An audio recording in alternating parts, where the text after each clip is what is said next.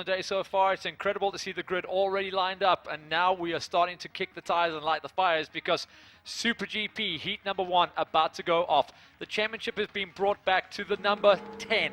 10 points is what Clinton Seller leads out Lance Isaacs by, and it's going to be up to the rest of the guys to try and close him down. He has been the fastest rider the whole way through free practice and in qualifying, and once again unbeaten in Super Pole, the king of Super Pole. 7 out of 7 on the season for Evel Knievel.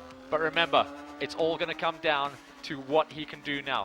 Realistically, Lance Isaacs needs to finish in first place for the rest of the season. That's 4 more heats of racing, and the rest of the guys, I'm talking about Clinton Seller, has to finish third or worse. The spoilers in the mix to watch out for are going to be Garrick Flock. Once again, he gets an incredible 3rd place in qualifying to keep himself up into the mix. Brent Herron, on paper, runs 3rd place, and he's trying to keep himself in that for the championship, but the rest of the guys are going to be all about the racing action. Brandon Goody, that's his. He's been battling for form on the 71 machine, and he has started to find a little bit of pace. Didn't have it all together in Super Pole, so he couldn't get himself as high as he wanted to, but in morning warm-up, he was one of the riders running in the top 4 times. So something to keep an eye on as the guys get themselves ready for their first big heat of racing as we head towards the halfway marker of the day. Clinton Seller, we've got him on shot there, the number 1 on his bike. Remember, he is coming off 2 championships. 2 seasons ago, he was National Supersport Champion. Last year, he was National Superbike Champion. This year, he's got a chance to put his name on the top of the podium and the top of the trophy for the Super GP Championship. That's 3 times of asking, and every championship, every champion wants to make that happen. You want to go back to back and keep a clean slate. He is going to get pushed the hardest he has ever been pushed at this event today, though, as Lance Isaacs is just 0.02 of a second on his back wheel. Sir Lancelot almost feels like he's got no pressure on himself. All the pressure, he will say, is on Clinton Seller today, and Lance can just be there to pick up the pieces. He pushed him as hard as he possibly could to get second in yesterday's Super Pole on this extremely dirty Phakisa Freeway race circuit. 3rd place is going to be all about the 64. Garrick Flock, the man who sits down in 9th place on the championship point standings, which really doesn't tell the full story because he's been one of those riders that has been climbing the ladder consistently throughout the season. Garrick Flock, the privateer, him, a bike, his dad, and a van. That's been the story of the season, and he has been getting himself up there, able to hassle the factory pros. He lines up row number 1 in 3rd place. Watch out, because that kid can fire it up the inside harder than anyone else. If I'm not mistaken, it's also his first front row start, Matt, so that's a massive effort from him. And like we've seen, as I spoke to Carl Robinson, our new Super M champion, literally progression every single round from the wild child. There's the man who could possibly be in the mix as well, because we saw it at Swartkorps, the kind of pace that Dylan the Gambler White is able to throw in, and he is certainly looking like, as SPK steps in the house too. Great to have them along. One of the big supporters here, SPK Awe, and helping us out and helping a couple of riders out too as they head into first heat of Super GP. That's the Gambler. He heads up row number 2. He's going to be one of those riders that will be able to follow through. We expect to see a whole shot coming out of Clint Seller, sweeping around the big outside line into the left of turn number 1. Next to Dylan White is the Black Knight. Brent Herron, a little bit more time in the seat of the big BMW, and he seems to be extremely comfortable on that bike. It looks like he's got a little bit of extra help as well, because not only 1 volley babe, but 2. Certainly the Black Knight's got something special, I think, eh? So he splits the middle. He is going to be right in the center of row number 2, and some would say that that is the sweet spot here at Phakisa. It's not a bad position to be in, that is for sure. Brent Herron tucking in with a chance to sneak through if Isaacs gets a good start. The 2 of them could hold shot and blow the rest of the Kawasaki field away. Alongside them, well, he's come all the way from Cape Town, Nobel Ford, and of course Mike Hopkins Motorcycles, his main sponsors. And there he is, the Red Baron. He also rides out Affordable Shade Kawasaki because he's part of the official Kawasaki team this year. Even though he's based in Cape Town, he is certainly looking like he is also ready to rock and roll here. And Ronald Slamet, the Red Baron, will definitely be up there if he can. Tough place to be. 6th place, line up right next to the curb on the dirty part of the circuit. So he's going to be getting a face full of roost. He is literally going to have to try and fade across to the right-hand side of the circuit to get a good run up the inside of turn number 1. But Slam, the man, he's had a lot of front-end problems on the bike, trying to figure out the sweet spot. And this morning, he did find some better lines Super Pole was a bit of a problem, but this morning everyone says the track is running a heck of a lot better. It's great to see him working the cable there a little bit to get to the next rider, who of course is Good. Yes, indeed, it's Brandon Good, and he is certainly getting better and better every time on the CJ Auto machine. Watch out for him as he now prepares to go and do battle. We've seen that Kawasaki of his get right up onto the second step of the podium this season. So can he do it again here at Phakisa? Round 1, just to give you an indication, only able to get 8th place. But as he's gone through the season, like we've seen with many riders, just got better and better and better. He's been consistent, and he has been in with a shot every single time. So watch out for him making his way to the front end if he's able to get a good start. He heads up row number 3, and he was our overall winner from the Durban round. Ryan Van Asbeek, and I've got to tell you, this guy is climbing the ladder. 2 weeks ago at the regional, he absolutely blew me away. He was absolutely pinned wide open on the circuit. He's got a great setup on his bike, and he's carrying a lot of confidence coming into this. Tell you what, lining up on row number 3 doesn't actually tell the story of how well he is running. If he gets a good gate, he can run in the top 5 easy. Not a bad brolly babe either, hey? That's Nicole Van Asbeek and his sister alongside, helping him out there, keeping him cool, calm, and collected after climbing off her full throttle teaser's triumph. But great to see a family effort there from the Gem Auto machine. And that Kawasaki, as you said, Matt, has got some pace if he needs it.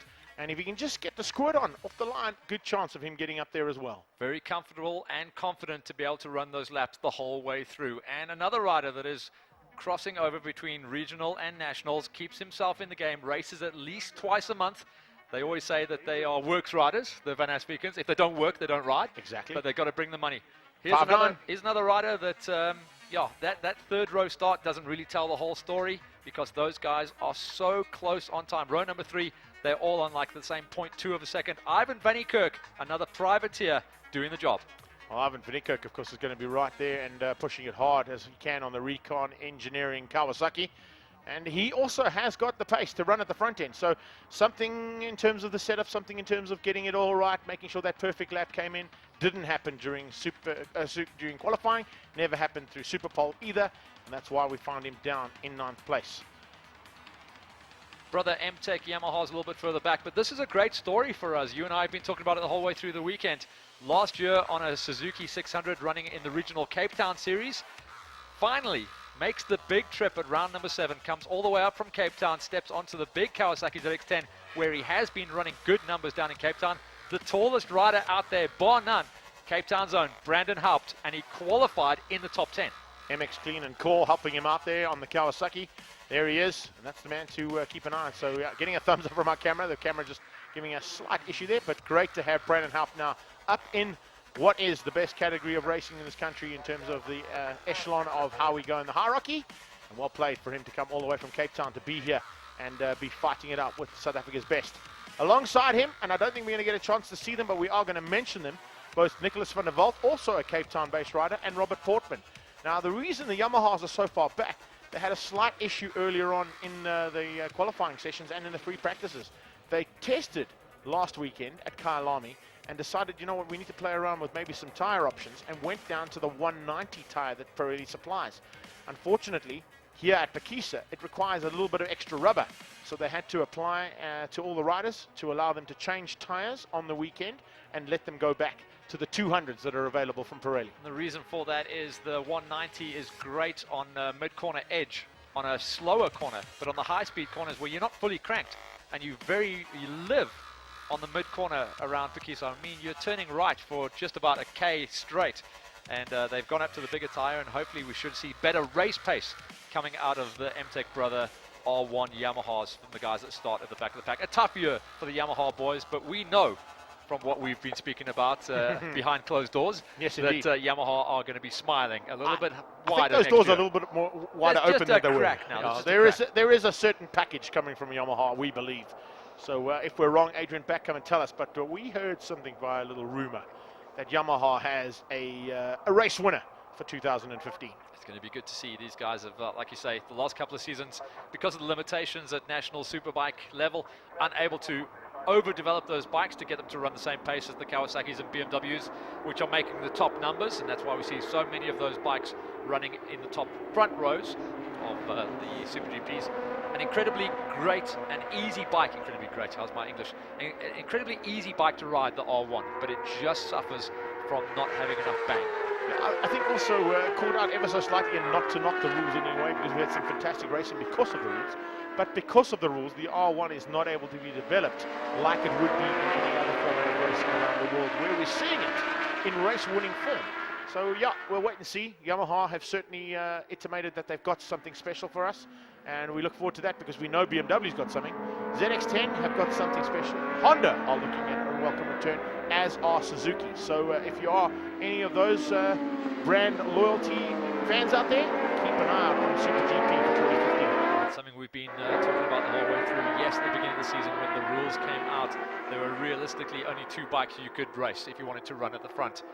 So it's going to be good to open it up a little bit more. Honda, yeah, it's going to be a package that the guys can actually buy, because the Honda that comes out, I forget which model it is, but the one that comes out with the Olin suspension and a little bit more horsepower is going to make it an extremely easy bike to ride, and a bike that comes way under the price range of the bikes at the front at the moment. So as they head round into Heelskop now for the very first time, this is not under anger, of course, but this is where things start to get a little bit more angry.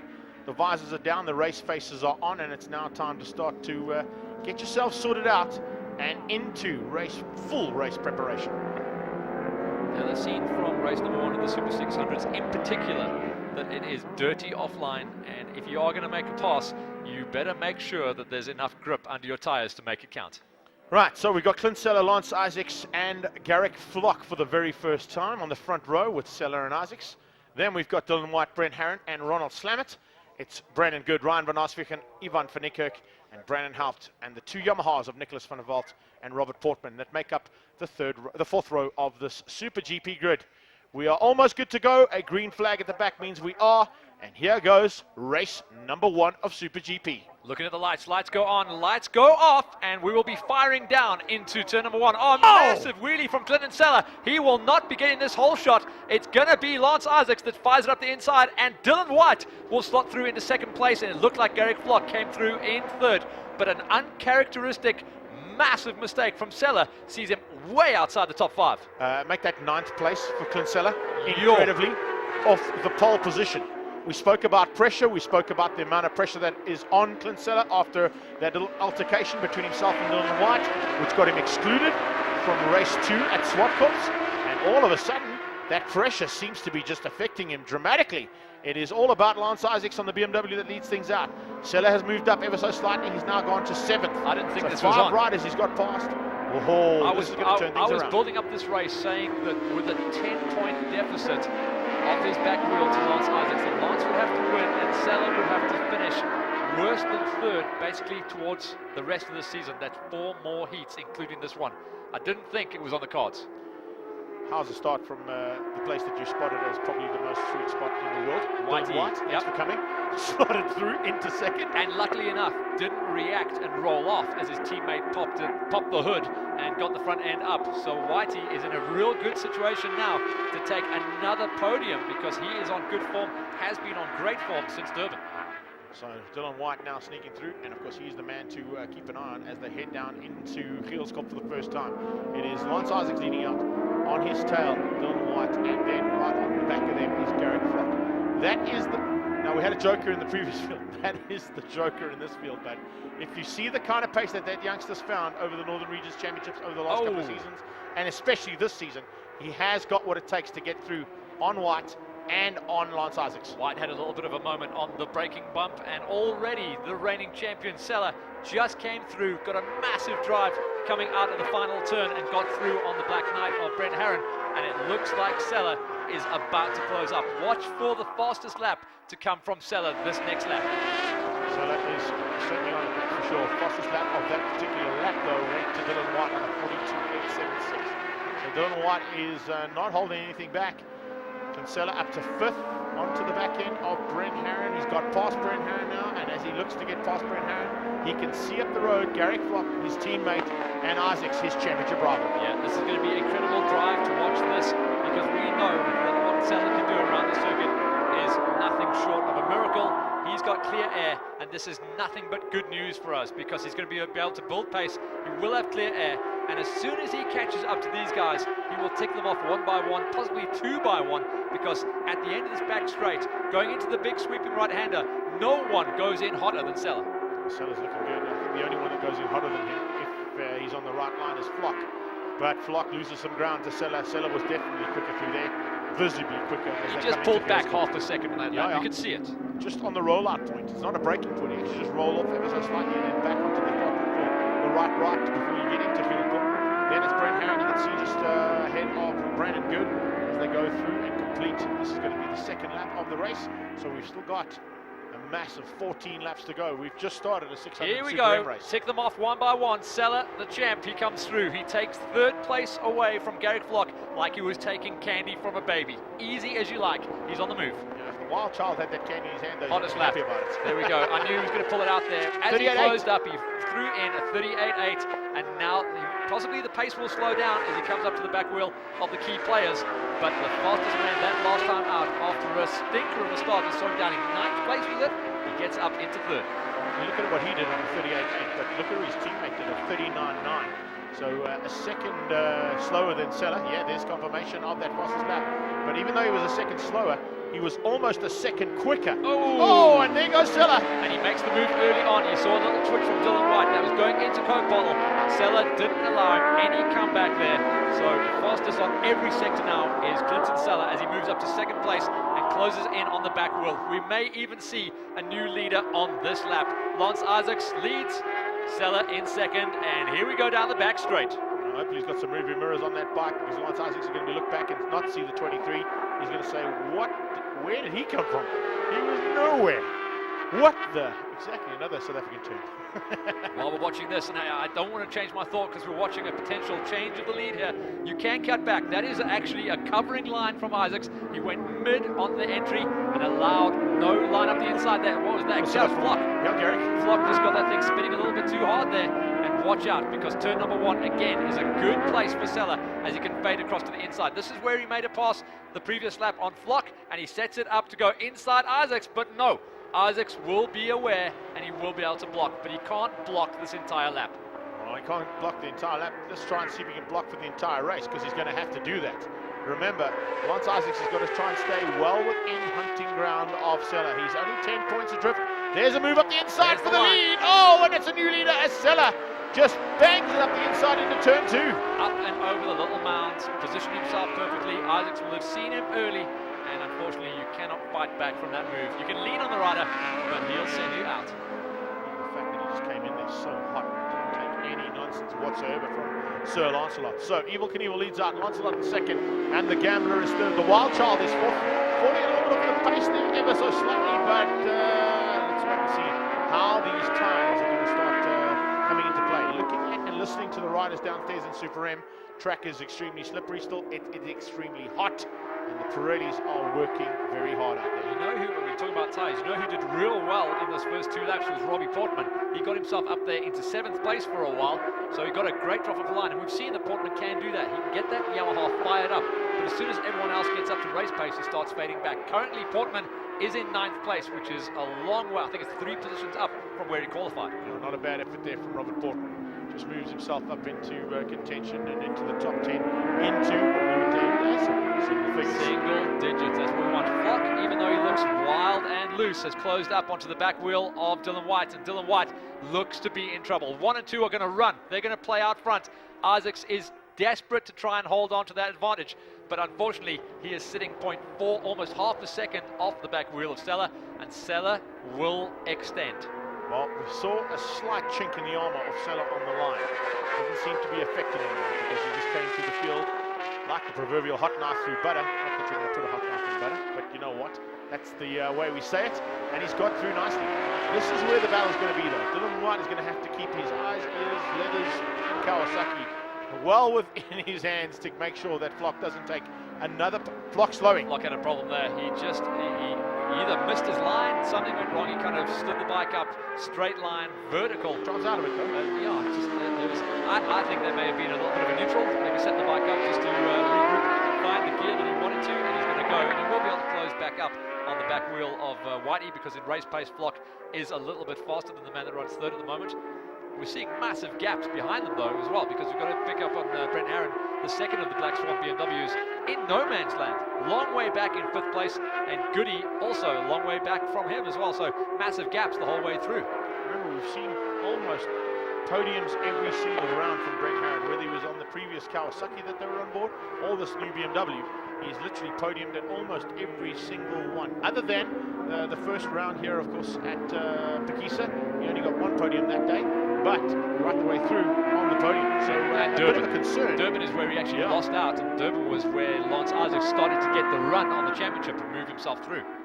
Pity that we don't have the same kind of pace. Heads up on third place battle. Saw that. Heading down there, 3 and 4 definitely going to be heating up as the 64 machine, Garrick Flock, has found something special, even though we saw a slight mistake from him. This is why we call him Wild Child. His entry, his corner speed entry is just insane. He pushes the front end, he pushes the back end, he gets on the power as the thing's moving, he just does not mind the bike moving around. They've done a lot of development on that machine to allow it to ride what can only be described as a 600 style of riding 1,000. It's because he's that big. It looks like a 600 underneath him as well. But like the way he throws the bike into a corner, he's the only rider that can run that much entry speed on a 1,000cc machine. Oh, look at how he pulls up on the inside there. Dylan White is under massive pressure now. He's in big trouble.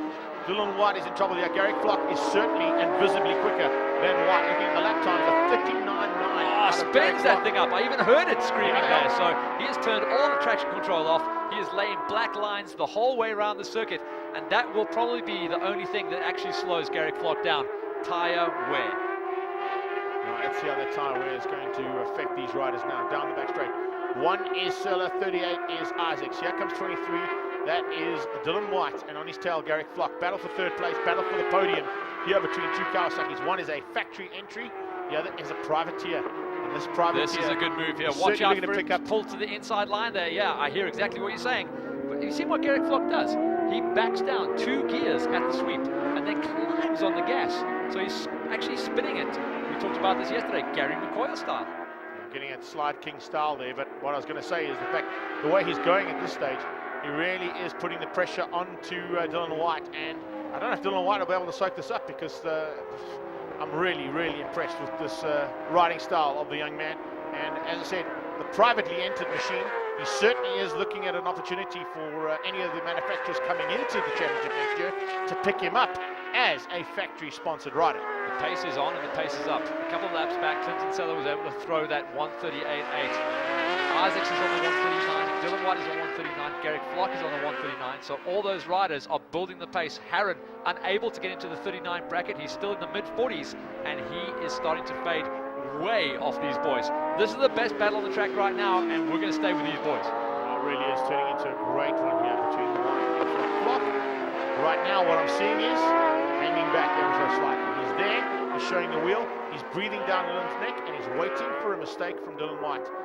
Dude, I can tell you, and on a good day, you're not going to find that, Garrick. You're going to have to find a way past Dylan White. He's not going to make a mistake. He's not going to give you an edge to get past. Yeah, Dylan a little bit smoother, and great drive onto the back straight. So Garrick Flock is lining himself up to go underneath at the sweeper, and it's going to be hard to fight back from that one.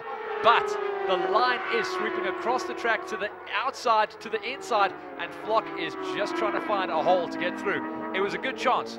Going through inside of the sweeper is a great pass to make count. Oh, it's going to be extremely close between these two. I'm watching him, a little slide there from him, that's not going to worry him, that's the kind of riding style he has. But I'm watching him feather the front brake all the time, because he's just getting within striking distance of Dylan White, but he just can't actually make that final, opportunity to sneak through.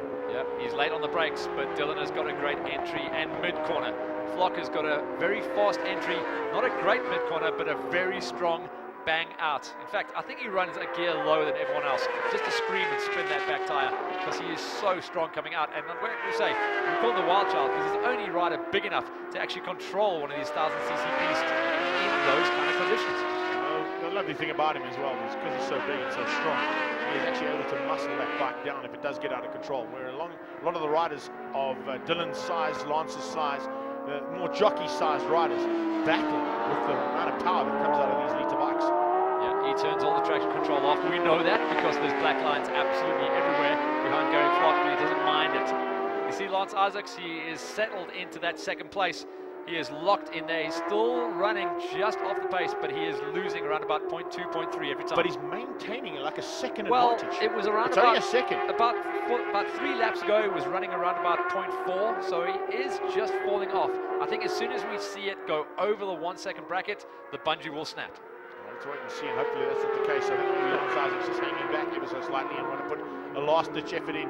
We're with it's going to be 8.5 laps to go, 8 and 2 corners as they come through into Heelskop. Battle for third place continues between White and Garrick Flock down in 4th place. And of course, Brent Herron just off the back of them. And the way that Herron's going right now, his last lap of 41.3. These guys in the 40s. He's a second off. He's not going to close the gap on these two. Okay. That number that I was talking about, Greg, that's appeared on our screen. So it has gone over a second. 1.064 is now the gap between Sella and Isaacs, which means you cannot recover from that number. It's going to be very, very tricky, and Isaacs will start feeling a little bit demotivated about the fact that he has fallen that far off. The thing that we got to take into account as we go to this battle, this is the one we actually be talking about. The way that Sella's riding, he is smooth, calm, cool, and collected, but any mistake he makes in these next 8 or 7.5 laps, it's certainly going to be costly, because Lance Isaacs is not putting a wheel wrong. He has been smooth, consistent right the way through. Look at his lap times, 39s, 39s, 39s, right the way through. Best lap is a 39.1. His last lap was a 39.4. His second best lap is a 39.3. The way that Clinton Sella's riding, his best is a 38.8. That was to get to the lead. But he's also maintained that 39 bracket. So Isaac's maybe just hanging back ever so slightly, catching a breather, and put in a last-ditch effort here within these last 7 laps. Yeah, remember, it's been a completely different format of racing this year. Getting much closer, in fact, almost right on the money as far as the length and time of races go when we match ourselves towards the World Superbike scene, and that's the whole idea of racing, this format of racing in the Super GPs, to make the guys change how they ride, change how they manage the tires and the bike, and change how they manage themselves as well. Where a couple of riders like Isaacs, we've actually highlighted him the whole way through the season, takes a couple of laps off, chills out, and then goes racing again. The reason for that is both him and Sella have had that international, and the experience counts. When they've been over and been involved in World Superbikes like Lance Isaacs was, in AMA like Clint Sella was, they know that you've got to pace yourself. You can't just push it right to the limit all the way through the 16 laps of racing. And now that we're over the halfway mark, it's now time to start looking at building for those last 2-3 laps to go and push it for the checkered flag. Yeah, Sella seems to have settled himself into his groove as well, and is still able to extend every single lap by 0.2. So we will see the gap grow, and with 7 laps remaining, it's going to be over 1.5 seconds unless Lance Isaacs can do something extremely special in these closing stages of the race. Looking on the inside there, it was a big look up the inside, but I think that was just lining things up, trying to find that perfect sweet spot to pull the move. And I think that's exactly what Garrick has been doing. He's also taken a bit of a breather. He's happy with the pace that both him and Dylan are able to run, because they are keeping way ahead, and when I say way ahead, it's 5 seconds ahead of Brent Herron in 5th. So, just hang in there. The board is probably just telling him to take it easy. Bide your time. Get in there as quickly as you can. If an opening presents itself, take it. But if not, wait until we've got a little bit closer to the flag. Flock is so strong coming out of Coke bottle. He drives and actually has to roll out unless he wants to hit the back end of Dylan White going into the Uchinis. And to pass up the inside of the Uchinis on another day, yes, it's on the cards, but not this weekend. It's just too dirty out there offline. And that's what Garrick Flock is actually battling against. He cannot change his line. He has to follow. There are a few corners where he's had a look. I think that's probably where you'll see them. One is down towards turn 1. The other one is to the boot. And if need be, maybe even in here. No one's gone into the last corner for the ugly pass. Yeah, that's a hard one. It's not an easy one to pull off, but it may come down to that. All right, so look at the gaps there. It is growing and growing massively now. Last time around, it was 1.2. It is now 1.6. So Sella has even had a great lap, and he has as well. It's been a very low 139, but also Isaacs has had a rough one. He is going to go this time around. Hey, a big hold on a second. What was that? I have no idea. Massive tank slapper on the top of the revs there for Sella. So Sella's got a small problem.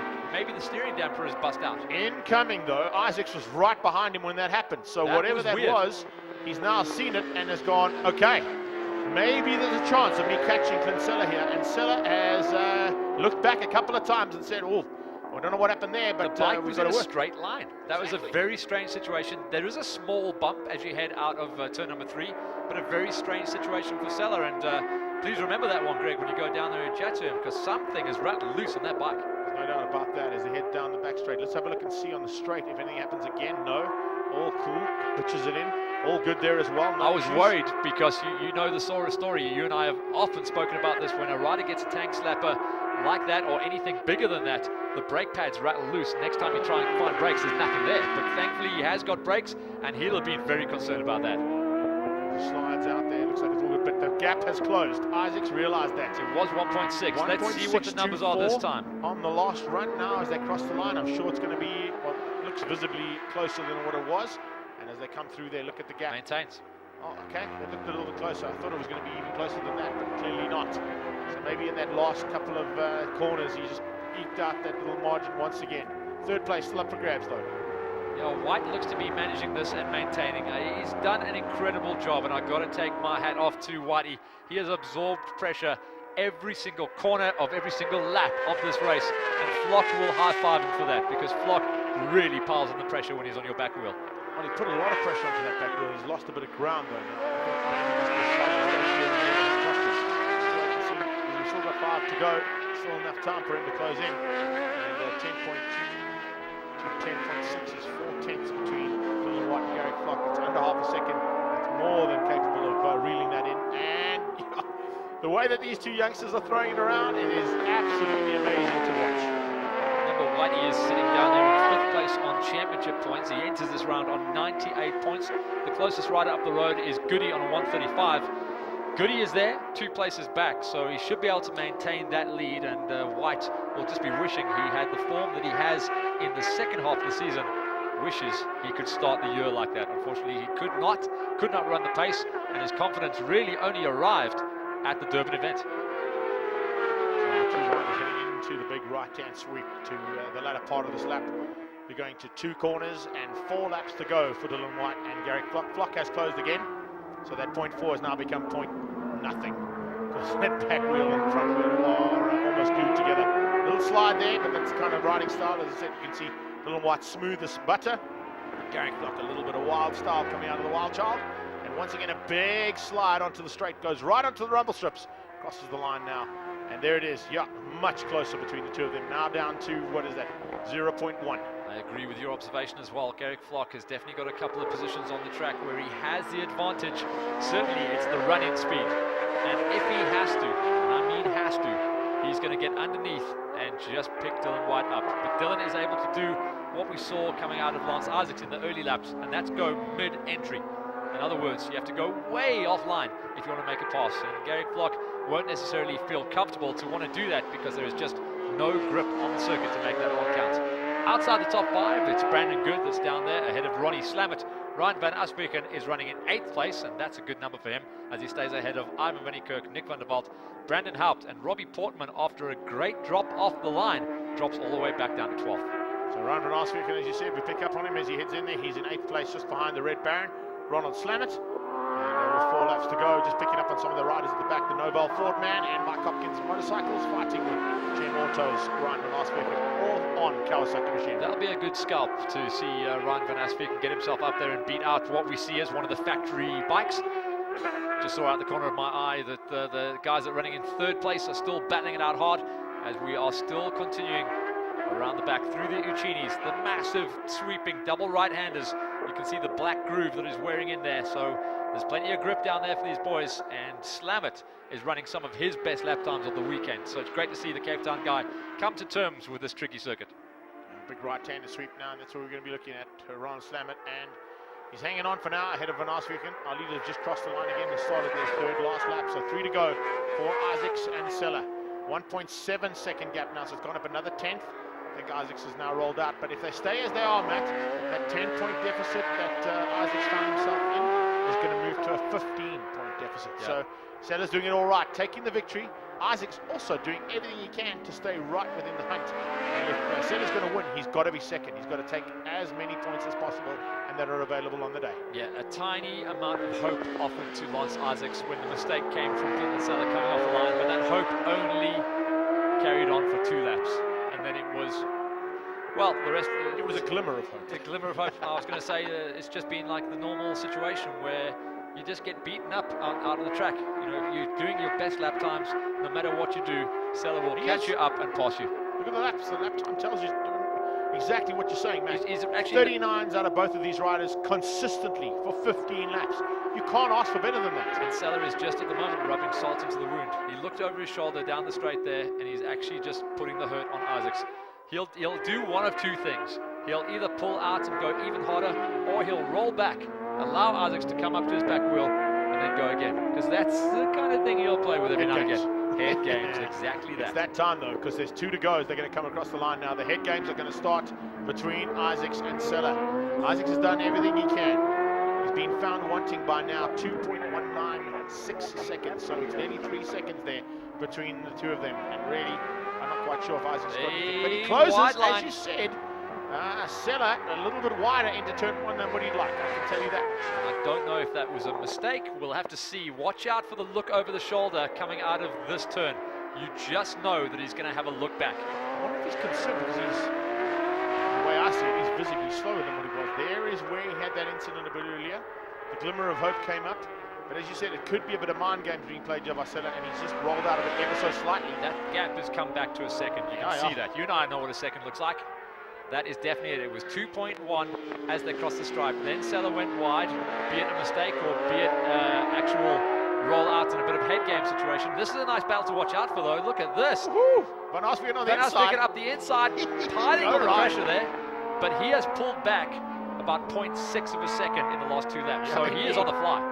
Well, they're both on 33.7s right now, so there's nothing between it, but you can see visibly that there's nothing between those two. Novel Ford and Mike Hopkins Motorcycles Kawasaki taking on the GM Auto Service Centers Kawasaki, and Van Arsveen and Slamet having a great one. Now, if I give you a little bit of background information on Ryan Van Arsveen, a few races ago he was thinking about stepping out and going to go and play with Super M.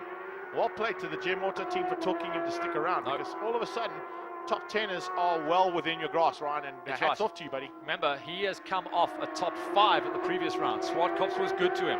It was clear at the regional 2 weeks ago that Phakisa was going to be good to him, and he is on to move up into this position. This would give him a 7th place. Leaders are on the last lap, Matt, and just to give you an indication, we are looking at a 1.2 second deficit now. Yeah, you can see that. Isaacs has closed in on Sella. Whether Sella's rolled out or not, we're not sure. And maybe a possibility of an issue on this last lap. Is Sella going to be able to keep Isaacs out? Because Isaacs now, he can smell blood in the water. It's got a slightly lime green tinge to it. There is a massive issue on, and look, Isaacs had a similar one, so I think it's just that bump. There is a bump Isaacs there. behind there also had a big wobble. But they're going to be, both of these riders will be speaking to their team saying, I cannot live like this. I cannot be coming out of that turn thinking the front end is just going to spit me off every single lap. So Sella will actually probably be not too happy. I expect a negative, even if he takes the win, I expect a negative comment from this race. The way I look at things as well, both of these guys helped out by a similar suspension guru. Martin Petzold is definitely in the Kawasaki camp, but he does help Lance Isaacs out on the setup on that bike. So I think both these riders are going to be having a chat to Martin saying, listen, what do we do about this? Very hard situation. When we came here, we talked about it. We've been talking about it the whole way through the weekend. We won't stop talking about the fact that the track is dirty. What do you do when you're trying to find grip? You drop tire pressure, you make the suspension a little bit softer. But then when you get up to race pace and you're banging hard, then the bike feels consistently. Then the bike feels terrible. Exactly. Well, they're into Giels Kop now. There is nothing in it between the two of them, but I think Lance is going to be found wanting by probably about half a second on the line. And a super effort there from both Clint Sella and Lance Isaacs, considering Sella got an absolutely atrocious start. He's come through the field, he got to the front, he opened up a margin, and that's race 1 done. Good job there, Clint Sella. Evil Knievel happy with that. You can see up on the pegs. And Isaacs goes around the outside, doesn't even look at him. Mind games are on it. Yeah, look at that. He was throwing fists at Isaacs there. Yeah, I beat you, and I beat you badly. He knows about that. Isaacs, long look over the shoulder, a wave, but yeah, not super happy with how that happened. I got to think that Sella did roll out with about 2 laps to go, just to allow that little bit of hope in the heart of Lance Isaacs. But definitely, I want to hear about that head shake, that constant head shake coming out of turn number 3. That was a real issue on the Kawasaki, more so than the BMW. So celebrations, and the high five finally comes out between 1 and 2. Shake hands like gentlemen, And yeah, pointing down. I love it when the guys seem to be talking. All it is gesticulations and hand gestures, because you probably can't hear anything. The bikes are still running. There's a lot of wind noise, but gentleman racing nonetheless. Sella, remember, will review the race after the podium, but he had to come back from 9th place to catch up to the bunch of top 3, and then he was able to pull the pin and get out front. Dylan White did an incredible job to hang on and stay ahead of Garrick Flock, who kept the pressure on from lap 1 to lap 16. Brett Herron got a lonely 5th place, as did a 6th place finish for Brandon Good. Ronnie Slamet kept out Ryan Van Asveken, Cape Town versus Gauteng, for 7th and 8th place respectively. Ivan van Kirk, one of the local Gauteng riders, in 9th. And then Cape Town's Nicholas van der Walt, the first of the MTech Brother Racing Yamaha R1s, keeping out Cape Town, Brandon Haupt, and Gauteng's Robbie Portman, the second of the Brother MTech Racing Yamaha R1s. So slow down lap and celebrations all around. A little bit of wind, but not the coastal wind. And Clinton Sella will be keeping it on the back wheel and the front wheel as long as he can. And it looks like Lance Isaacs and the boys will be turning the screws, but unfortunately, raw power and raw speed, even on his fastest lap of the race. So 1:39.3 coming out of Isaacs, a 1:39.0 towards the end there. But remember, it was 1 off a 1:38. So when he has to, Clinton Sella can pull the pin and make up almost a second on everyone else out there. Once he's made up the ground, he'll make the pass and just roll it back. So all riders coming into the pits now. We've already seen the first heat of the Super 600s, first heat of the Super Ms, and now we have just wrapped up heat number 1 of the Super GPs with another win from Clinton Sella, our reigning champion. Isaacs, 2nd place, he rolls into Park for May. Big celebrations in the background for Clinton Sella as he comes in, and we're going to go down to the podium to catch up on some reactions. Yeah, some happy campers down here in the podium ceremony and down here in the Park for May area as well, Matt. It's great to see. It was an epic battle as we saw on track, but it's now 15 points that Clint Sella has stepped up. He's moved another 5 points ahead. It's 2 portable shade Kawasaki's. That's a bit of a turnaround for the books. We saw lots of action between the two of them at Swartkops, and all of a sudden now both of them are on the podium. So the gambler and all the supporters around him very happy with that performance, that's for sure. Lance Isaac's also happy with it, but you can see we're going to try and find out exactly what went wrong with those 2 motorcycles on those last couple of laps, seeing all the wobbles that they had on the front end. But riders here down in the Park for May area, and yes indeed, an epic battle. We're going to see more of the same as we go live on SABC.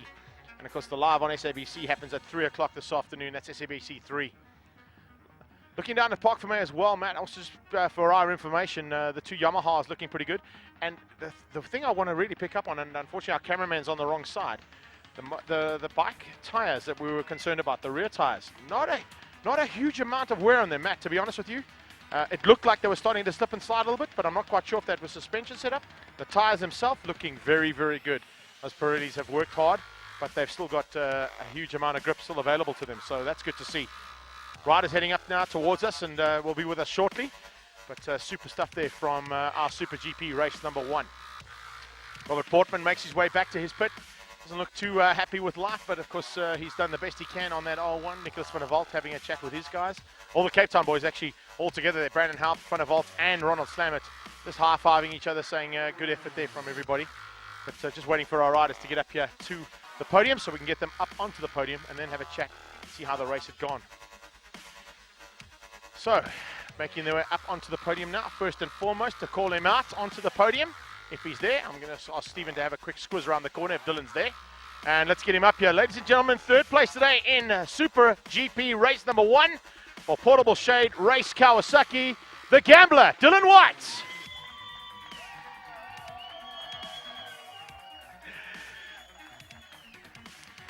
It's so nice to have you back on the podium, gambler. It feels good is what he said, exactly. Let's get 2nd place up here as well. A great effort for Sir Lancelot. He certainly has worked hard on his Black Swan Energy BMW. Ladies and gentlemen, Lance Isaacs.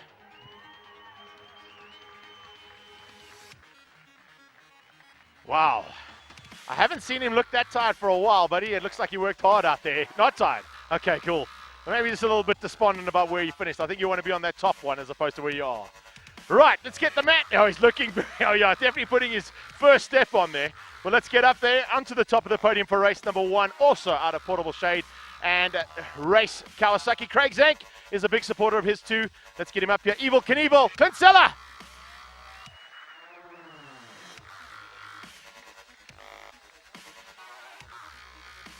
Lance helps him up, but I think next time it might be the other way around. We'll wait and see if that's the case. Handing out third place, it was Mrs. Lee Watson. It's now Mr. Stephen Watson, third place trophy. Let's hand it out to Dylan the Gambler White. He's a happy camper, that's for sure. Great to have him back on the podium. Second place, how awesome is this?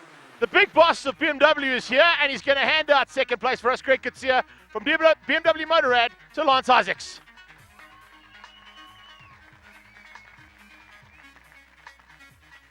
You can see Greg's rocking those Tour de France yellow jersey Nikes as well. Great to have that. Thanks, Greg. At first place, Mr. Anthony Lata to Clint Seller.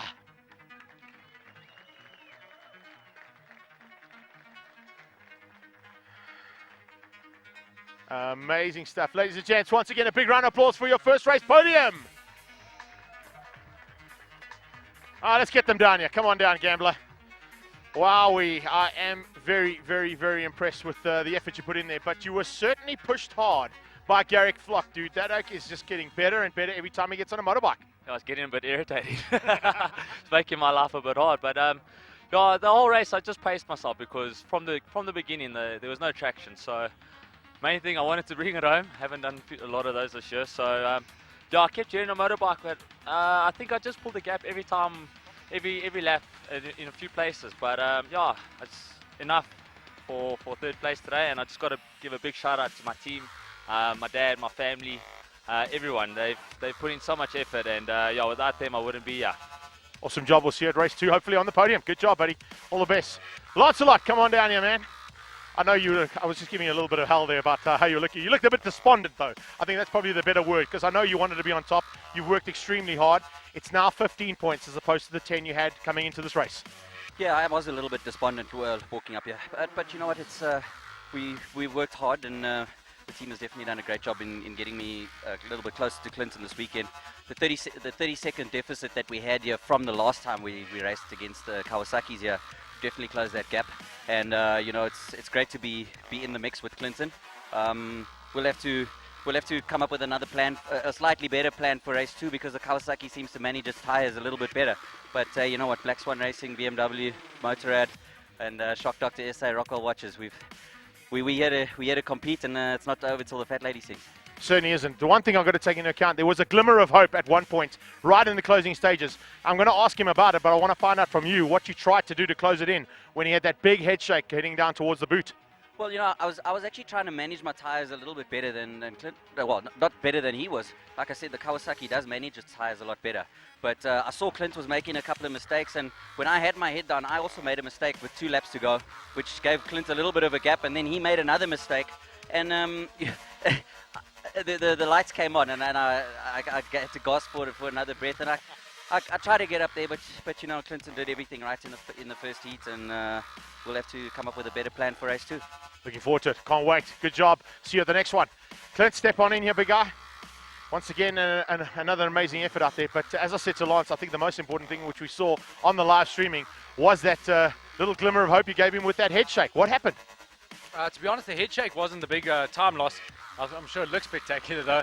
But I actually missed the gear. You know, I missed the gear going into 1, and it was in neutral. And I knew I had a bit of a gap. I don't want to go slam it into a gear and then flick myself off. So I just calmly waited for it to settle, put it back in gear. And, you know, I knew that everyone was sliding. So I just tried to bring a little bit of motocross and dirt track experience into it and slide a little bit quicker and a little bit more wild.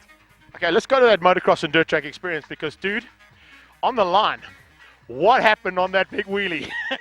Yeah, I had a horrible start. I think the moment got too big for me there, but it was actually cool. It made me have a really fun race, so that was actually a lot of fun. So yeah, I came from stone last. I think I was last, and I managed to push through everyone and see I can pass without taking people out, see everybody. But yeah, you know, I just passed everyone and put my head down, had a bit of fun. I like the way that you brought in the fact that it was nice to get through the field. You mentioned earlier on there were a couple of riders that have always been a bit of bone of contention in your life, but they are certainly getting better and better and giving you opportunities of riders like yourself to be at the front end of a competitive and world-class field. Yeah, that's it. You know, it's if you're going out and winning by 30 seconds, it's not a lot of fun having your friends here watching you because they kind of don't see the value in it. And now that the series is tightened up and it's a lot closer, there's more teams involved. It's actually bringing another element to the racing, and it's making the show better for everybody. 15-point now ahead of Lance. Is it going to be another victory that you're going to look for, or are you going to start looking to consolidate? There's only 75 points up for grabs now. Yeah, you know, it's normally I'd love to be consolidating at this time of the year with the championship, but I'm actually having a lot of fun on my bike. So I think slapping a new set of tyres on, we're going to have a lot of fun in that second race. Obviously, I got nothing else to do today, so I must go for the win. Good job. Let's go back up to Matt and have a look at the highlights of race number 1 from Monster Energy Super GP. Thanks, Greg, and thanks to our guys that got third, second, and first place. Off the line, like Greg was talking about, like Clinton Seller said, he just bucked the Bronco, just dropped the clutch a little bit too hard. And one of the best starters in the business, Lance Isaacs, was able to get the clean run going into turn number 1 on the Black Swan Energy BMW. White was there as well, as was Garrick Flock, and Goody was running in 4th place, and it was all about the charge from behind, as Clinton Seller had to come from nearly the back of the pack. He was outside the top 10 and had to start plowing traffic early on. He made up a couple of numbers into the first turnaround and was up the inside of Robbie Portman, who also got a great start on the first of the MTech brother Yamahas. The top 4 started to break away, and it was all about Clinton Seller closing in, firstly on the back wheel of Garrick Flock and easily making his way through in turn number 1, and at that throwing down the hottest lap of the race with a 1:38. The race then settled down into 1:39 bracket. Lance Isaacs was unable to get away from Dylan White as the rest of the guys started to close things down. Flock was on the tail end of that freight train out front as Clinton Seller calmly and coolly got himself up into second place. Firstly, up the inside of his teammate Dylan White at the Coca-Cola turnaround, and then went hunting for the BMW. As soon as he got onto the back end of the BMW, it was literally a case of wait for the moment to come. The bike was clearly faster in a straight line and much stronger going into the big sweeper at the back. Clinton Seller was just able to pick his moment, all the while Dylan White was still staying in the mix in the 3rd place chase, and he would stay with those leaders for a little while and wait for the moment to arrive. The moment arrived for our race leader into turn number 3 on lap number 3 as he closed up and made the move up the inside of the BMW. This allowed the race to change ever so slightly as the BMW of the BMW of Lance Isaacs was trying desperately to hang on to the PS Kawasaki of Clinton Seller. But that 0.2, 0.3 advantage that Seller had started to actually bear fruit, and he was able to pull away off the front. Garrick Flock started to fade back in the mid part of the race, but then was able to regroup and close in on the back wheel of Dylan White as those 2 riders started to set the track on fire, and Dylan White did not crack the whole way through that race. 1 and 2 started to stretch out, but the 3rd place battle was where it was at. Dylan White able to hold off and just able to bury it the whole way through, and Garrick Flock was unable to make that pass. He showed a wheel at literally every single corner and was able to fight it off. There were some problems with Clinton Seller's bike towards the end there as he had some head shake and missed a couple of gears, allowing that glimmer of hope that Greg was talking about on the podium to Lance Isaacs as he was able to close things down and bring back what was almost a 3-second advantage, bring it back to 1.2 seconds. Isaacs trying to manage the tires on the BMW a little bit better than the Kawasaki, as the Kawasaki was able to keep the tires going. It was this corner here and the big drive coming out that it was actually a hand off the bars that allowed the head shake to happen, and Clinton Seller knew he was in a little bit of trouble on the last lap. Isaacs, though, the time was gone and he was unable to close up. Seller came into the final turn then, the flag was out, and he was able to take it and roll off, knowing that he was number 1. He'd already taken Super Pole and got his clean slate there, 7 for 7 on the Super Poles. And with that win and putting Lance Isaacs in second place, was able to extend his lead in the championship once again from 10 to 15 points. So on the podium, Evel Knievel Seller, a win once again ahead of Isaacs.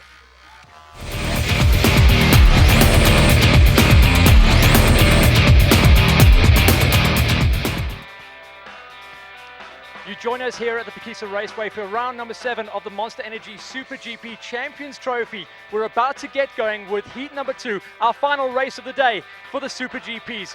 Joining me is Brendan Ledwalba, and he's one of our idol singers. And please be upstanding for the national anthem.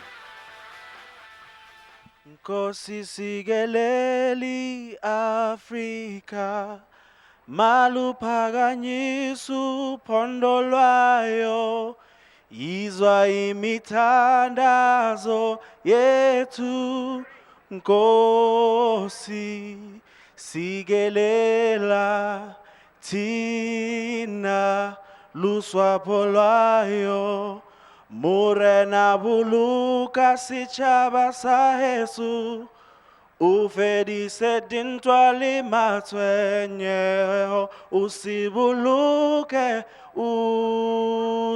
boloke setšhaba sa heso setšhaba sa South Africa die blauw van onze hemel, die diepte van ons Heer. Oor ons ewige gebergte, waar die kranse antwoord gee. Sounds the call to come together, and united we shall stand. Let us live and strive for freedom in South Africa, our land. Thanks, Brendan. And gentlemen, start your engines.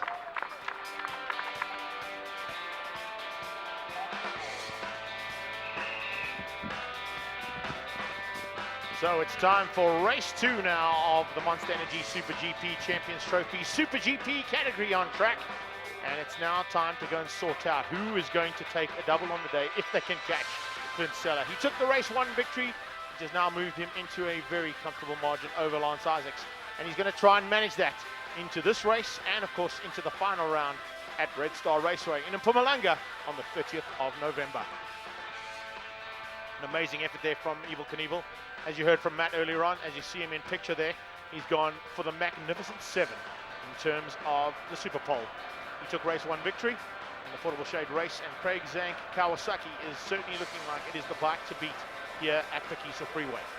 He is looking pretty chilled out there, to be honest, and just taking it really easy underneath the umbrellas to make sure that he's cool, calm and collected for race number 2. Lance Isaacs, yeah, he is also looking like something special on that Black Swan Energy BMW has been done to the bike. The confidence can be seen behind those Oakleys as he hands across and makes sure that everything is now ready to go for race 2. Isaacs, Sir Lancelot, if you like to call him, was right up there with Clint Seller, and Seller actually mentioned the fact that he was missing some gears and having a little squirrel on the back straight as they went into the closing stages of race number 1. So Seller and Isaacs is where the battle is going to be at the front end of this field. Remember that we have also got the wild child, Garrick Flock, on that front row. And he is a man who is a complete joker in this pack. He can go out there and probably give both Lance Isaacs and Clint Seller a lesson on how to get around this circuit, because at Northern Regions Championship level and in race number 1, he was right up there and had an opportunity of showing them the way around. Let's see if he's able to do the same kind of thing. Unfortunately, though, he lost out right in the end to Clint Seller's teammate, Dylan White. And Dylan White is sitting comfortably right behind his teammate in the best seat in the house, as Matt likes to call it. 4th place on the grid here at the Phakisa Freeway. What I've got to tell you though, Greg, because I've just been out there, it is hotter than the sun in the middle of summer. It is cooking out there, which means tires are going to feel it. They're not going to go off necessarily, but it's going to be extremely greasy just after the halfway marker. These guys are going to have to build their pace nicely and really manage this race this time around. It was so much cooler. We're talking around about 8 degrees cooler when they went out this morning. Now that's the thing to take into account. And of course, remember when we talk about tires, we talk about Pirelli rubber. That is the official tire for the Super GP Champion Trophy. And all of these guys running on the Pirelli rubber.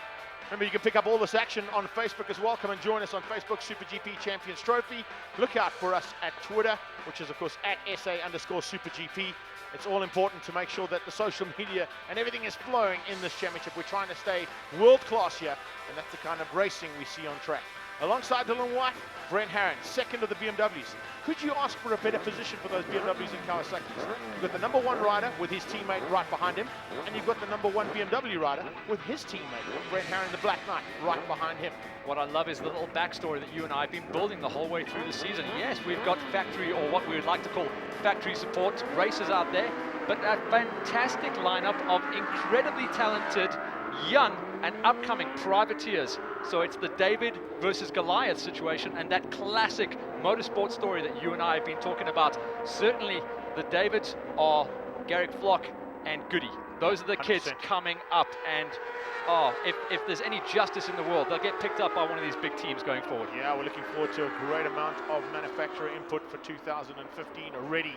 Some big manufacturers talking to the SuperGP Champions Trophy organisers. We've got the likes of BMW bringing in a machine along. Kawasaki will have a new machine. Yamaha have touted something that is going to be race-winning material, so they'll be up there, as will Honda, coming back into the fray once again into the South African Championship and SuperGP for the very first time at the top level. Suzuki make a welcome return by the sounds of things That's going to too. be an exciting So bike. it's all looking great for 2015. It's all looking good right now for another amazing SuperGP race. Check all that new rubber. Those little telltale stickers on the Pirelli tires are telling you and me a lot about how this race is going to go. New tackies on the machinery is certainly going to help things out. Hopefully they sneakers like Converse and they can go and grip as much as possible down that back straightaway. This is what it's all about though. The championship is between Clint Seller and Lance Isaacs. No one else is really in contention. However, Brent Herron has still got a chance of catching Isaacs, his teammate, and we can keep an eye out on the little battle between Brandon Good, the man you mentioned is one of our top privateers. He is the highest placing privateer in the championship, sitting in 4th place right now. And Dylan White, after some up and downs during the season, has now made himself an opportunity of getting up into that battle for 3rd, 4th and 5th, sitting on 114 points in 5th place. We're not in Cape Town, so I can't talk about the mountain, but I can talk about the wind here at the Phakisa Raceway. Well, the wind has turned. We used to have it pushing us down the start-finish straight. Now it is gone left to right as far as we look at the course. That means it's going to be pumping down the back straight. Sticking with that Cape Town thought, Ronald Slammett is the next man on the grid in 6th place. You can see him on the right-hand side, the Red Baron with the 68. He's got that red Arai helmet on. And then a little bit further back in the field, a welcome return, and in fact, the first time out in the big class for Brandon Haupt, all the way from Cape Town. He's looking to get up there and be in the mix as well. But for his first time out, I've got to say, 10th place ahead of both the Yamahas of Nicholas van der Walt and Robert Portman. A great effort from the youngster. We go green at the back, which means we are looking for the lights. Race number 2 of the Super GP about to get underway, and everyone keeps the wheels down this time except Brandon Good. But watch out for another hole shot for Lance Isaacs. Isaacs got a whole shot into turn 1. Dylan White is going to go to 2nd and demote his teammate to 3rd as Poleman goes to 3rd place. On his tail, Garrick Flock, then the Red Baron. Ronald Slammett sneaks up into what is 5th place. Behind him, it is a super effort, and what a start there from Ryan van Oswegen. He's moved up ahead of Brent Herron, so the Gem Auto Kawasaki man finding something special off that line and just gets bedded into turn 2 by Herron, who returns the favour, and the Black Knight moves to 6th. Incredible numbers happening out there. So the Red Baron Slammett is out there. An incredibly bad start coming out of Brent Herron to see him down there, and Goody as well. Goody is off the back wheel, about to get closed down by Van Kirk. The 2 Yamaha boys, good off the line, but getting smoked in the first 2 turns as well. But right now, it's all about the Red Baron, Cape Town's own. And look at the twitch coming out of Slammett. He is in an extremely strong 5th place right now. He's trying to bridge that gap so early on. Remember, we got 16 lapper to go here. Here comes Seller. Seller on the inside, trying a bit of a Stephen Udendahl move there Shades through of Incini SWAT 1. cops there as well. Now, Incini 1 is where we saw Udendahl sneak up on Scholze, and Scholze had to back out of it. Dylan White was having none of that. He's going, you're not coming through. Here comes look White, at going to the go for the freight lead. train. Can he sneak through on the first lap? Has a look on Isaacs and just misses out on that opportunity. White was the first rider to twitch. Then it was Seller. Seller could not do 2 in 1. Everyone had to pretty much back out of that one. But look how they split out and spread out going into the turnaround. We're about to take off lap number 1, and the freight train is headed up by Lance Isaacs as he leads across the strip. Isaacs is worried. There's and the move for that's second. the reason why he's worried. He's looking to see if it's the number 1 bike behind him. It wasn't when he looked back. It is now. So if he looks back into the eyes of Evel Knievel, the number 1 man, and looking to take the first Super GP title, which will make it 3 back-to-back titles for him. He won a 600 championship. He climbed on 1,000. He won that. He's climbed on a Super GP bike, and he's about to look at another number 1 plate. 3 in a row there for Evel Knievel. We're coming into one of his zones. Clinton Seller so good heading up the inside here. He takes an interesting outside line to set himself up inside, almost climbs the inside curve to get himself there. No pass this time around, but incredibly good exit speed coming out of that turn. The freight train is still out front. 1, 2, 3, 4. 5th place is on the cards. It looked like Harron on the 77. Black Swan, second of the BMWs, started to make the move through, and he's done it. Just have a look and see the standing start laps. Best standing start lap as we see a chance for opportunity to change up in the lead. Is Seller gone through? No, yes he has. Seller gets to the front. Clint Seller just sneaking through Coca-Cola corner and makes it stick and takes the lead. Now Isaacs cannot afford to let him get away. He's got to stick on the back end of that portable shade Kawasaki and not let Seller open up a margin. And Dylan White is want to go with him as well, because Dylan showed some incredible pace and his lap time speed was good enough to see him almost stay with the back wheel of Seller. So no one wants to see the King check out. Everyone knows this is the scariest part of the race, laps 1 and 2, where Seller can get in the zone quicker and tighter and faster than anyone else, and that's dangerous because everyone else seems to take about 3 laps to wind it up. I'm just absolutely blown away by that move from Seller. He really didn't hold anything back, and within 1 lap has gone from a bad start to a really good finish here, and hopefully he can keep it all together until that checkered flag comes out. He's going to cross the stripe in the lead, and looking at the standing lap times of a 43.1 out of Dylan White, the best one already, a 39.477 from Clint Seller.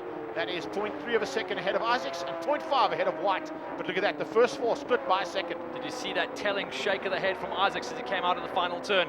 That was just frustration. He cannot believe the firing power of the man that runs the number 1 plate, and you just cannot fight against the thunder at the moment.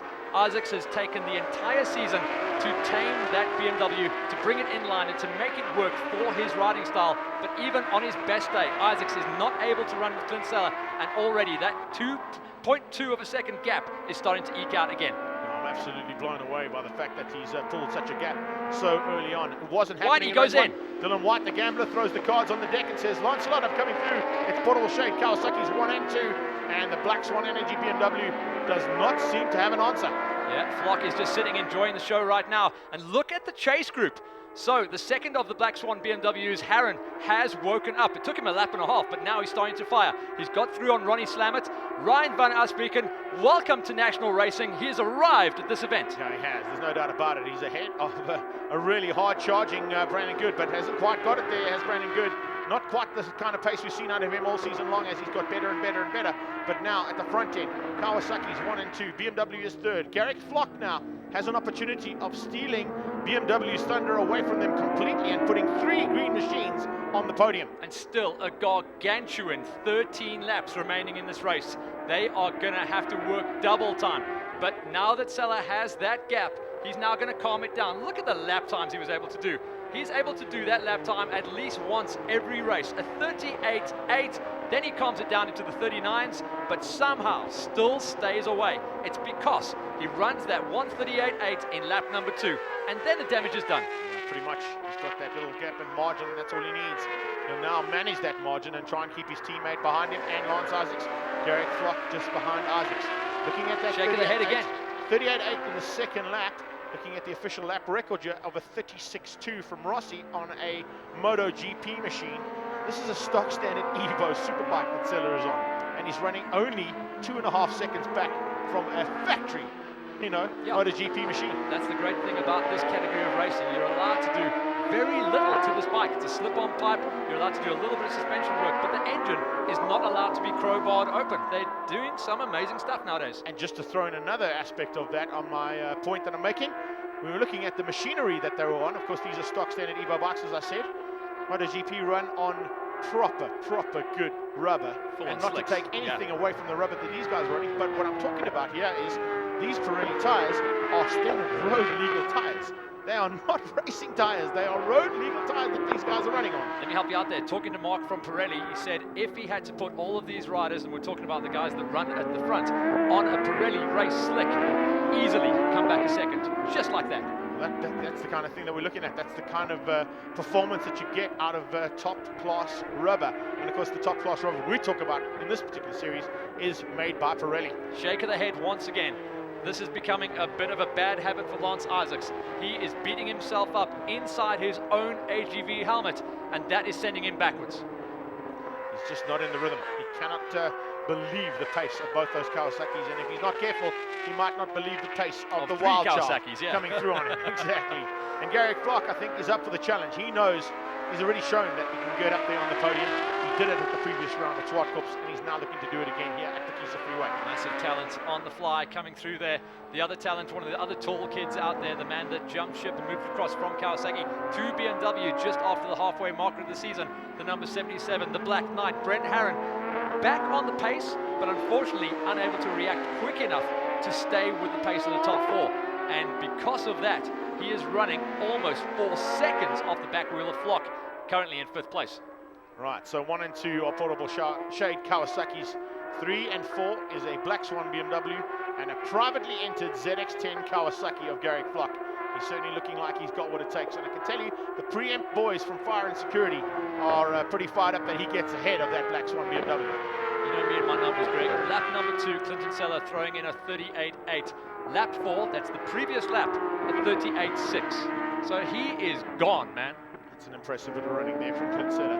He's decided to turn the wick up because I think he realized that not only is it a challenge to be at the front end, but now that his teammate is in 2nd place, he doesn't want any more antics between himself and Dylan White. We saw massive antics between the two of them, and it actually ended up with Clinsella being excluded from race number 2 at Swartkops the previous round on the 14th of September, just a couple of weeks ago. So if things stay as they are, Seller will be heading into the final round with more than a 20-point lead over Lance Isaacs, and that, I think, is why Isaacs is shaking the head every single time he comes past the pit board. You know what? He's shaking his head at something that is happening in the pits. They've tried something on the bike. Whatever they've tried has not worked. Well, I can tell you that hasn't worked because all of a sudden Garrick Flock is within striking distance. He closes in turn 2. He loses a little bit of ground here in the toe of the boot, and as they flick it over to Coca-Cola, watch him close again on the back end of that BMW. He is looking like he once passed pretty badly. And I think Lance Isaac stays on number. Remember, it's entry speed that is the friend of Garrick Flock, the wild child. 6'4" of massive superbike madness out there, but firing out of the turns, Lancelot. He weighs absolutely nothing, and he can wring the neck of that BMW and fire out. Garrick has to do it on a corner entry, which means it's got to be done wild. And that's what the wild child is used to. Anything wild, he's going to try and throw it in. He's backed out of it ever so slightly now, so keep an eye out on him taking a bit of a breather, because we've still got 2 corners and 10 laps to go. So Isaac's having a little bit of breathing room now from Garrick Flock. I don't know if Garrick Flock maybe hit a false neutral somewhere around there, but he has backed off ever so slightly more than what I would have liked. But as I say, that closes on a massive slide out of turn 8. Through that last sector there, the whole maybe 3, maybe 4 right-handers before you turn out of the hook there, Isaac's bike looks completely unsettled, and he is fighting this thing. If he survives for 3rd place, he will do very well. That's Lance Isaacs. He is really fighting against his own machine right now. Yeah, it's an awesome battle at the front end. We're also going to try and pull back to the battle just behind, because just behind Brent Herron, Ronald Slammett and Brandon Good in an epic one. And that, of course, is going to be for 5, 6 and 7th place on the track.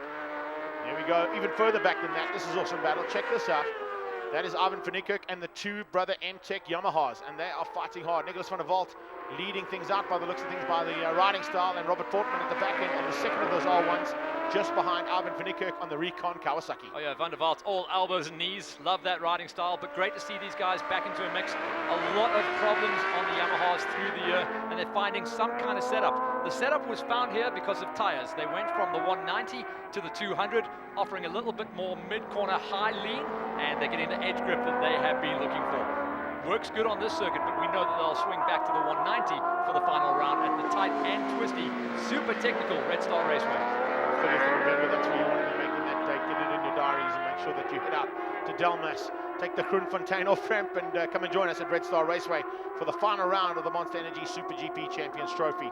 Big party expected afterwards as well, and all of that action, of course, you'll pick up on Twitter. Follow us at SA @SuperGP and on Facebook at SuperGP Champions Trophy. 10 laps still to go then, and the real battle is all about third place. Garrick Flock has taken a little bit of a breather, then fifth place Brent Herron, but the big chase is happening just behind Herron. That is the huge story. Slam the man, Ronald Slam at the Red Baron, Brandon Good and Ryan van Asbeken all over each other, and it's going to get very busy very soon. The race leaders tick across another lap, and there are 9 laps remaining at the front of the pack. Slamet still hands on to 6th place behind these guys. There is the 3rd place battle, which has kind of simmered down ever so slightly. We've turned the heat off, and Garrick Flock is taking that little breather that we often talk about in the middle of the race. It's an important thing to do because you can't push to the limit all the time.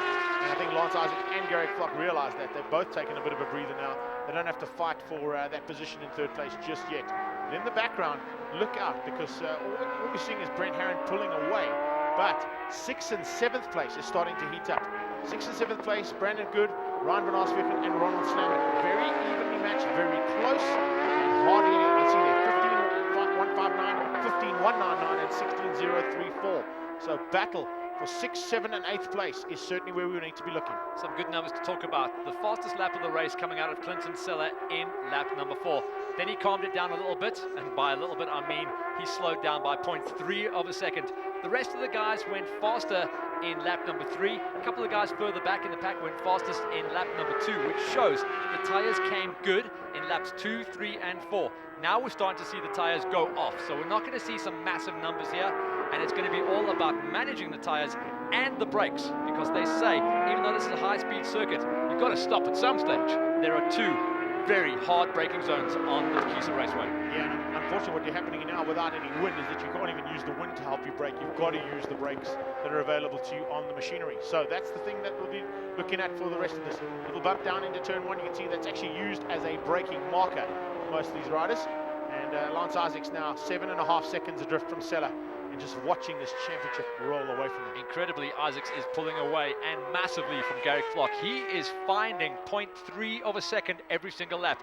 So it looks like Isaacs may be able to pull his socks up and join the party. We go back and pick up on Ivan van Niekerk, who has now come through on Van der Walt. So Nick Van der Walt, the man from Cape Town, the first of the brother MTech Racing Yamaha R1 big bangers, has now been beaten out by yet another Kawasaki. Here we go, Van Niekerk. Look at him, just controlling the line there. The 59 machine. 42 has been passed, so Nick is riding the socks off that Yamaha. And Portman, a long look over his shoulder, and unfortunately a sight we've seen way too often this season. Portman almost at the back of the pack, looking over his shoulder to see where anyone else, if anyone else is there. What I'm going to tell you is, as we go to the battle I'm looking for, and this is the one that really has heated up, Brandon Good. Look at that, right ahead of Ronald Slamet now. He's found a way through on the Red Baron. So Good is ahead of Baron, but on Baron's tail, Van Asbeken is still there. Yeah, he's not fading off. In fact, he may have a couple of sectors on the track where he can come back. You know what? Ryan van Asbeken and Brandon Good have put in the right work. You're allowed to come here and race as part of a legitimate series for extra practice, and they do that. They use the Northern Region Championship as practice and springboard to move themselves up and get a little bit more seat time. If you've got the tyre budget, come use it. Get the laps in. Yeah, it's seat time. It's all important. Brandon Good has got better and better through the season, and I hate to use that, but it's no pun intended, he really has. He's the top running privateer in this particular championship. He's going to be finishing up here just ahead of Ronald Slamet, and he'll be within grasp of the top 5 if he continues the kind of pace he's doing right now.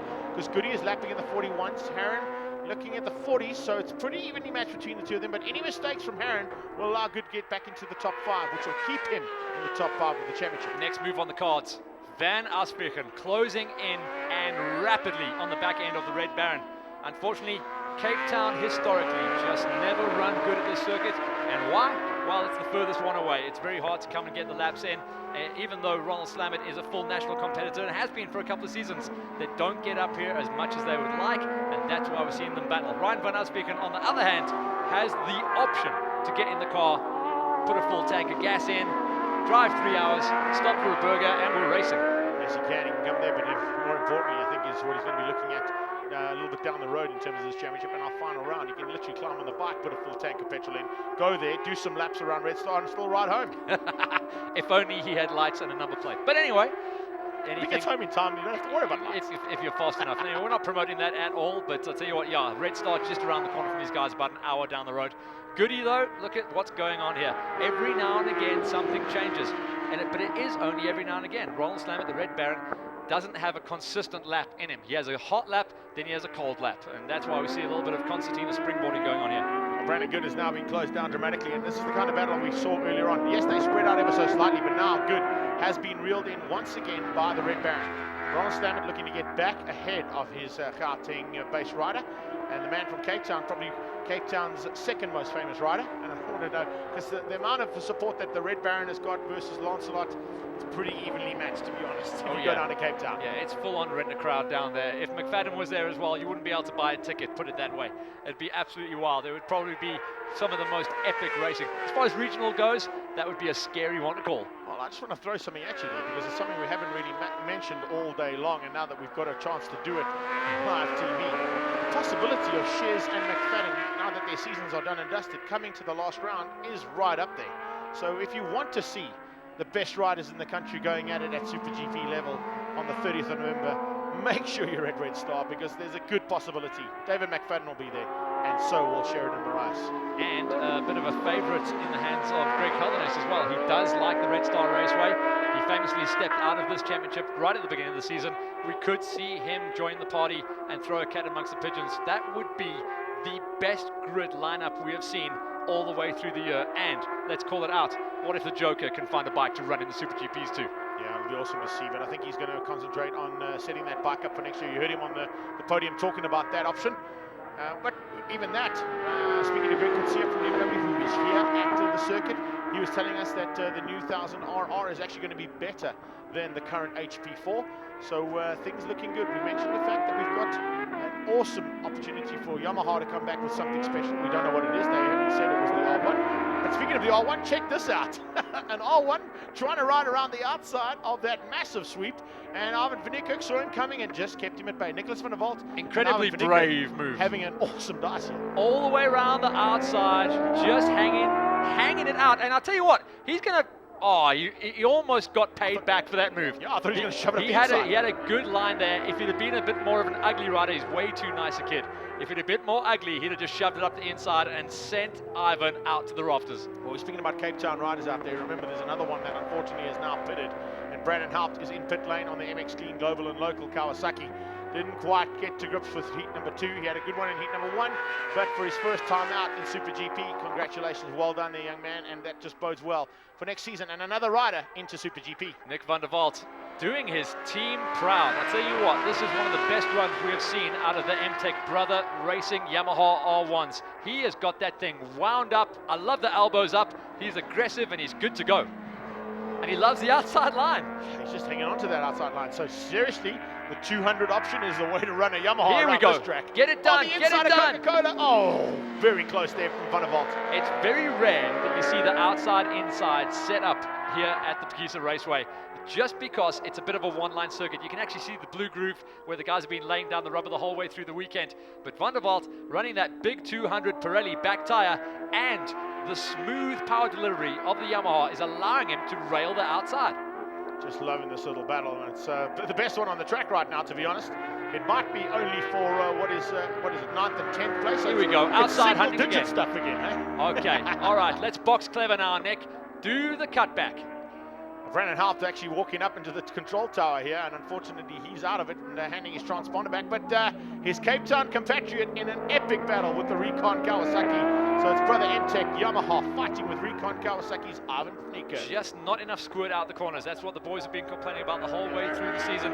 Once they get that big Yami wound up, she can run, but it's a heavy girl. So to get it fired out the corners takes a big handful and a lot of bravery. So look at this, the Cape Town man is just hanging on by the skin of his teeth. But what they have done, they've dropped Robbie Portman, the second of the brother MTech Racing Yamaha R1 big bangers, way off their back wheel. Portman's still out there, but he is languishing, well, almost over 10 seconds off the back wheel. Yeah, and he's just going to go and circulate and get those Yamahas finished, because remember, he's looking forward to whatever Yamaha has in store for 2015 season. Brandon Haupt just stepping into our studio there, we caught his eye, and he came up and said, unfortunately, an overheating problem on the Kawasaki has cost him the day, and and he's decided to park it just in case something blows. He wants to be back in time for Red Star His Raceway. bike is missing that cool coastal breeze pumping down from the table. But I'm just loving the shots we're having here and some of the best footage we've seen out of the Yamaha boys.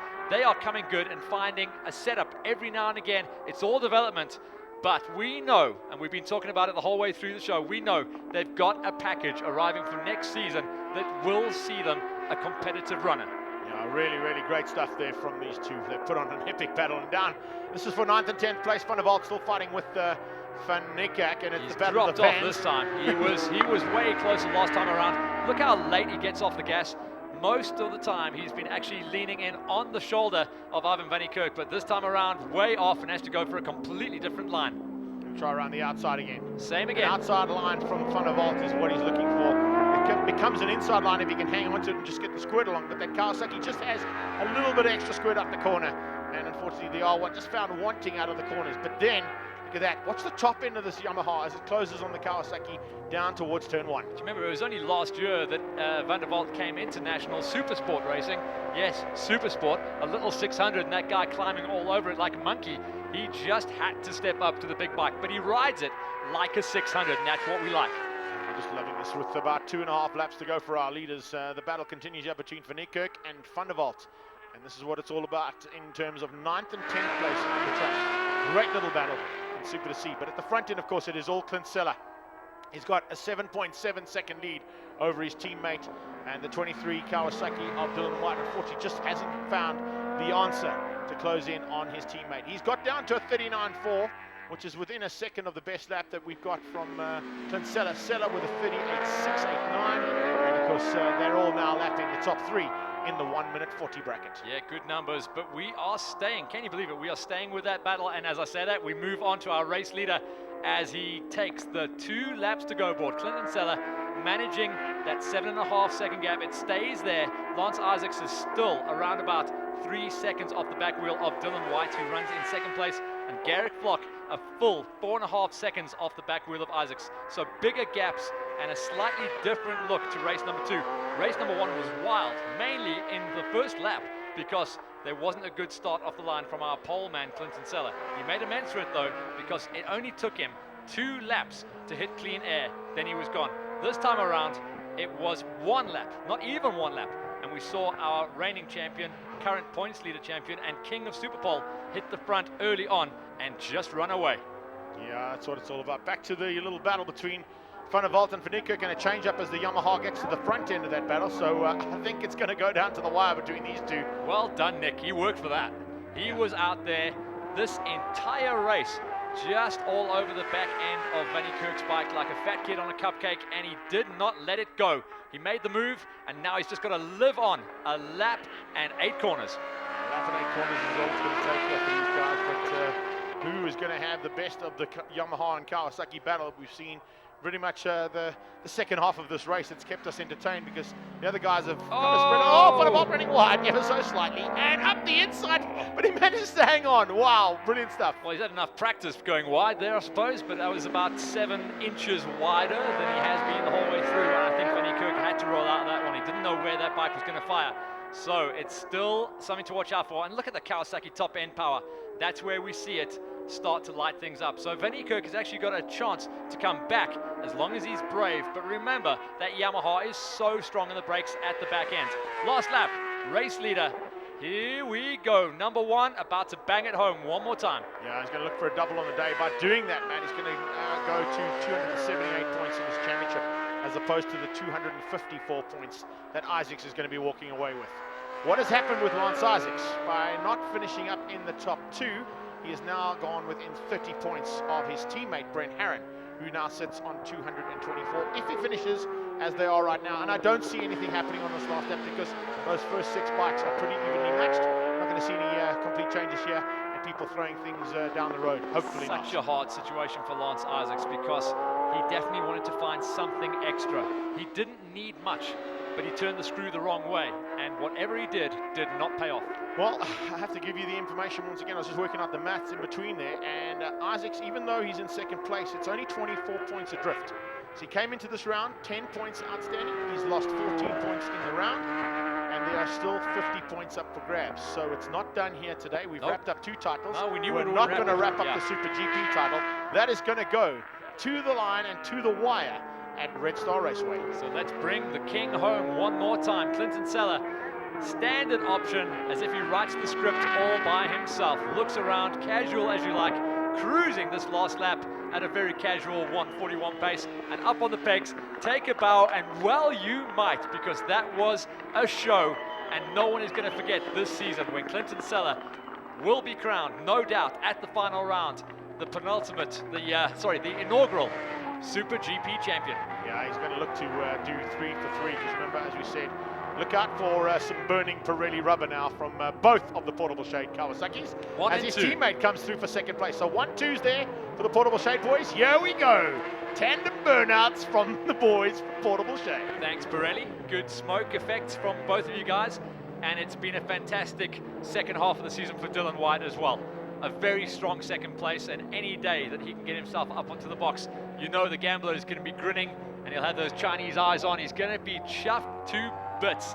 The man who will not be happy, really unhappy this time around, will be Lance Isaacs. Yeah, Lance Isaacs, I think he's going to be concerned about Third that. place, but he won't be happy. Looked really good in the first race there. You can see him in sight. Brent Herron has closed within 30 points of his teammates, so that's going to be a one to watch out for at Red Star Raceway. And eventually, provisional race results coming up here. Confirmation there of how they crossed the line, but they're still to be sorted out, of course. Clinsella in first place for Portable Shade Kawasaki, and Dylan White, his teammate, in second place on a similar ZX10 Kawasaki with Lance Isaacs in third.